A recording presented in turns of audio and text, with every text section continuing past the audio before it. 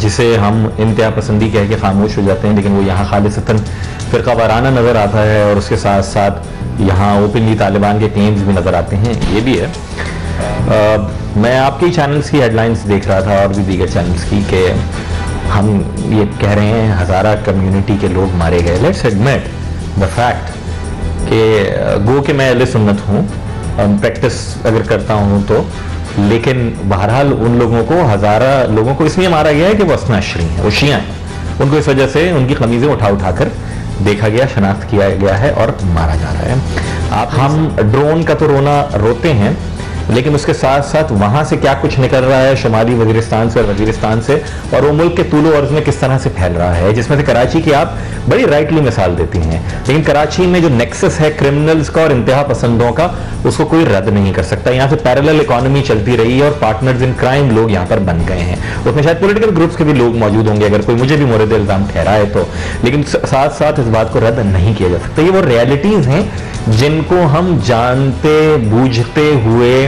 उनको सामने लाने से हम चूकते हैं। हम कहते हैं कि नहीं, जो सलीम भाई ने कहा कि this is none of our business. तो खैर हमने तो ट्राई की शुरू से कि हम टॉर्च बेरर बने और इन चीज़ों में गुफ्तगू करें, खा वो फिरकावारियत का मसला हो, इवन लसानियत का भी मसला हो, या यहाँ इंतहा पसंदी का मसला हो, यहाँ मजहबी इंतहा पसंदी का मसला हो, उनके हवाले से गुफ्तगू की जाए, एक्सपोज करें लोगों को। No more grey areas are required. बड़ा हम जानते बूझते सामने की बात है, लेकिन क्योंकि मेरा पॉलिटिकल इंटरेस्ट नहीं है इस वक्त, तो इसलिए मैं उसको बयान नहीं कर रहा हूँ या मैं उससे पहलू तही कर रहा हूँ। मेरे ये सीनियर्स बैठे हैं, लेकिन सबकी इत्तला के लिए एक मिसाल के तौर पर एक छोटा सा वाक़या कोट करता हूँ। चंद माह पहले कराची शहर में कानून नाफिज करने वाले इदारों ने अगवा बराए तावान की नीयत से एक शख्स को अगवा किया गया, उसकी रिहाई के लिए छापा मारा।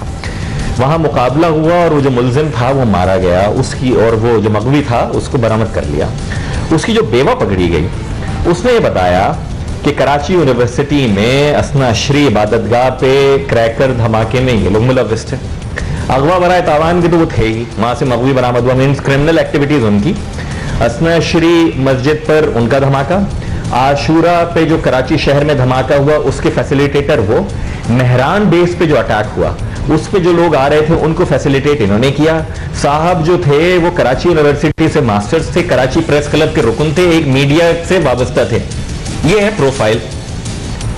अब हम कहें कि जनाब इसमें अमेरिका, फॉर गॉड सेक, हमारी इस्टेब्लिशमेंट ने, हमारी रियासत ने जो कुछ इन्वेस्ट किया अफगान जिहाद के नाम के ऊपर, हमने जो उस वक्त अमेरिका के साथ जो कुछ किया उससे शुरू हुआ मसला।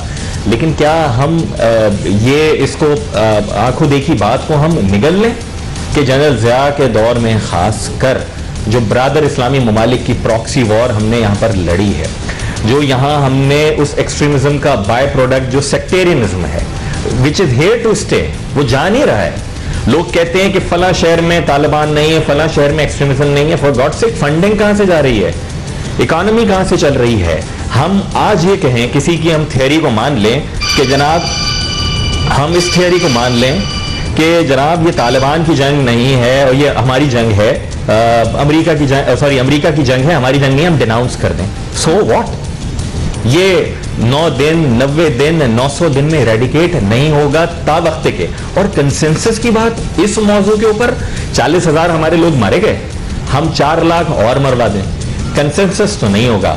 इसलिए नहीं होगा कि इस मुल्क में लाखों लोग होंगे जो कन्विंस होंगे कि वन वे और अदर ये जो कुछ हो रहा है, गर्दने काटने से लेकर परेड लेन तक, Mehran base, Kamra, GHQ, moon market, बोरी, ये आशूरा का ब्लास्ट कराची में, कोयटा में, हजारा शियों के साथ, गिलगित में, बल्तिस्तान में जो कुछ हो रहा है, हजारों लोग, लाखों लोग होंगे जो समझते होंगे किस दुरुस्त हो रहा है, वन वे और अदर। कोई उनकी फंडिंग कर रहा है, कोई उनके इज्तिमात में जा रहा है, कोई उनको पता नहीं क्या क्या, उनका नाम भी वजू लेकर अपनी जबान से अदा करता है।